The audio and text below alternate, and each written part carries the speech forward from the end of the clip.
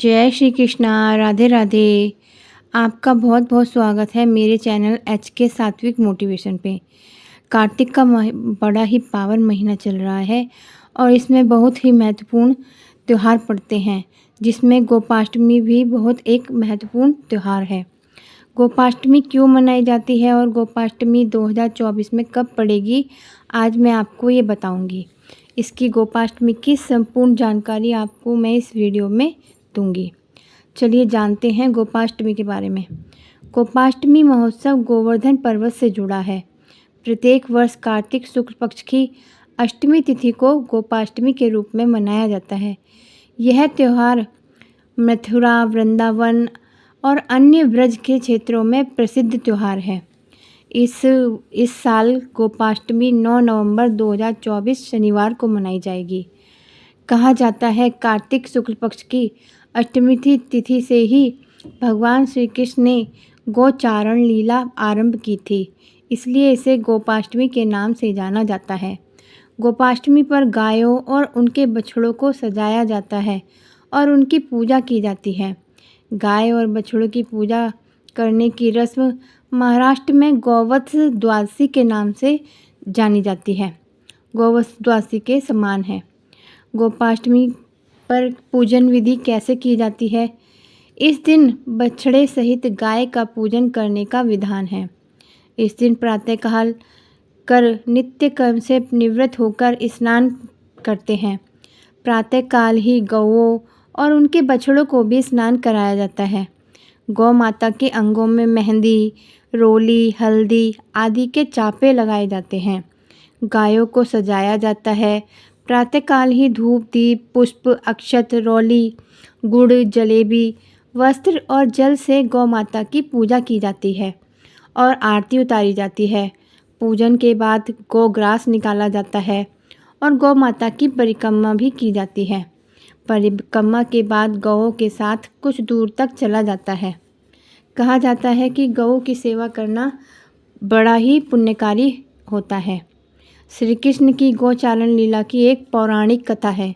आइए सुनते हैं श्री कृष्ण गोचारण लीला की पौराणिक कथा। भगवान श्री कृष्ण ने जब छठे वर्ष की आयु में प्रवेश किया, तब एक दिन भगवान माता यशोदा से बोले, मैया अब हम बड़े हो गए हैं। मैया यशोदा ने कहा, अच्छा लल्ला, अब तुम बड़े हो गए हो तो बताओ अब क्या करें? कृष्ण जी ने कहा, अब हम बछड़े चराने नहीं जाएंगे, अब हम गाय चराएंगे। मैया यशोदा ने कहा, ठीक है, बाबा से पूछ लेना। मैया के इतना कहते ही झट से श्री कृष्ण जी नंद बाबा से पूछने चले गए।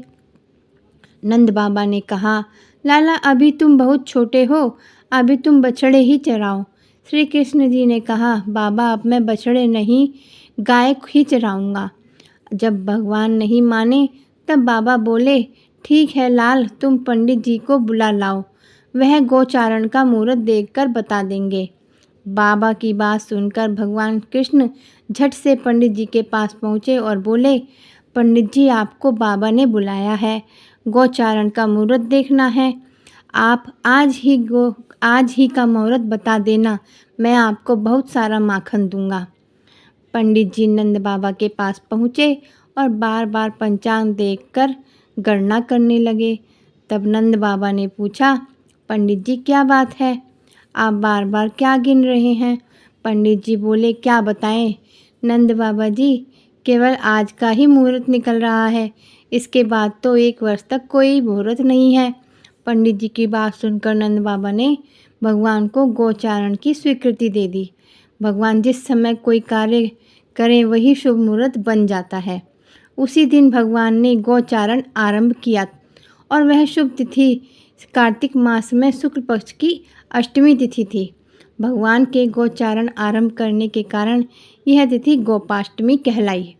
माता यशोदा ने अपने लल्ला का श्रृंगार किया और जैसे ही पैरों में जूतियाँ पहनाने लगी तो लल्ला ने मना कर दिया और बोले, मैया यदि मेरी गौएं जूतियाँ नहीं पहनती तो मैं कैसे पहन सकता हूँ?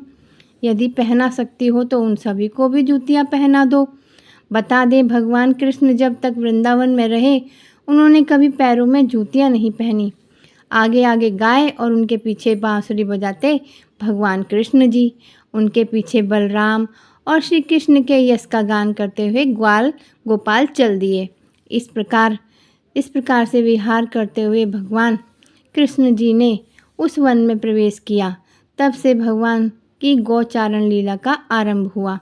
जब भगवान कृष्ण गौवें चराते हुए वृंदावन जाते, तब उनके चरणों से वृंदावन की भूमि अत्यंत पावन हो जाती।